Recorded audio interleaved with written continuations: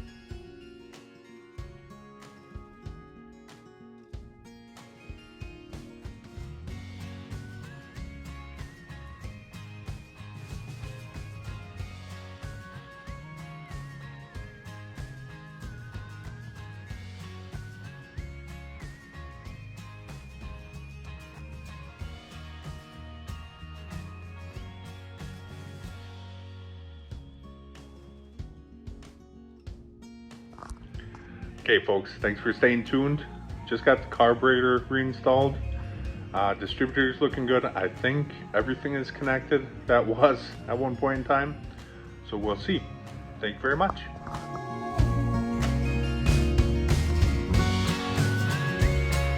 Hey everyone.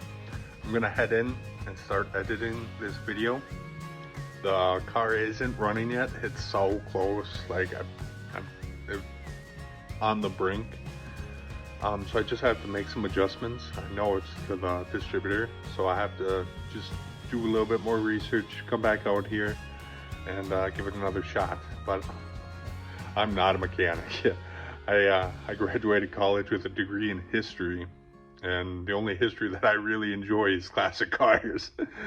Actually, I do like history, but yeah, so my forte is not a mechanic. I'm out here learning and trying as I go. I love to race and I love cars, so every project I get, I learn a little bit more, put it in the old memory bank, and bring that with me to the next car. So this one here has already been a good learning experience. 1979 Pontiac with a Chevy 305. It couldn't get better of a thing to practice and learn on, in my opinion. I don't have a ton into the car, so even if it blows up today, I'm not out that much. So it's kind of a good way to practice. So thank you very much for watching. I appreciate it so much. Please share with all your friends. Hit that subscribe button, that bell notification, and stay tuned for more. Thank you very much.